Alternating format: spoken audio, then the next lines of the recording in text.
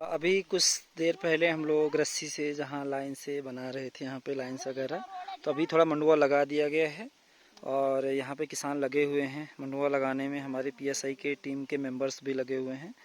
तो मैं इसमें थोड़ा सा आपको बताऊंगा कि क्यों और कितनी दूरी पे क्या लगाना चाहिए और उसके क्या इम्पैक्ट पड़ते हैं, क्या असर उसका फसल पे और उत्पादन पे, प्रोडक्शन पे पड़ता है।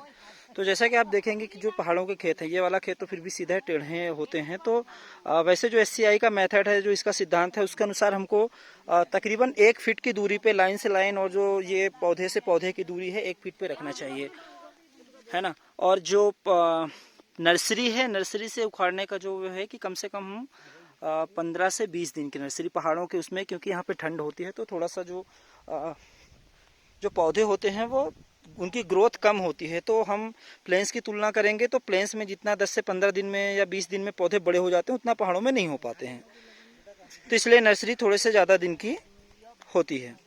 और अब हम बात करें कि दूरी से दूरी लगाने पे क्यों लगाते हैं हम, तो जो ये बहुत सारे पौधे हैं तो क्योंकि यहाँ पे आलू और गोभी तो इसी तरीके से लगाते हैं जिसमें लाइन मेथड और 20 से 20 पौधे से पौधे और लाइन से लाइन की दोनों की दूरी अच्छी से रखी जाती है। तो इन पौधों को पर्याप्त पोषण मिलेगा, इधर उधर उनकी जड़ें फैल सकती हैं दोनों साइड। ऐसे में भी जो है इधर से इधर की ओर भी जड़ें फैलेंगी और इधर से इधर भी, यानी लाइन से लाइन पे भी जड़ें फैलेंगी।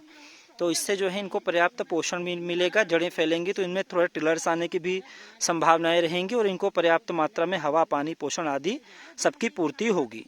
तो ये अच्छे तरीके से होंगी। दूसरा क्या है कि जब आप इस तरीके से लगाते हैं तो आपको गुड़ाई करने में काफ़ी आसानी होती है। वीडिंग के दौरान आप बड़े से बड़े खेत को भी, अगर इस पूरे खेत को देखा जाए तो अगर 2 से 3 लोग इसमें वीडिंग करें तो ये एक दिन या मतलब काफ़ी 6 से 7-8 घंटे में इसकी गुड़ाई कर सकते हैं अगर हम लाइन से लगाते हैं तो।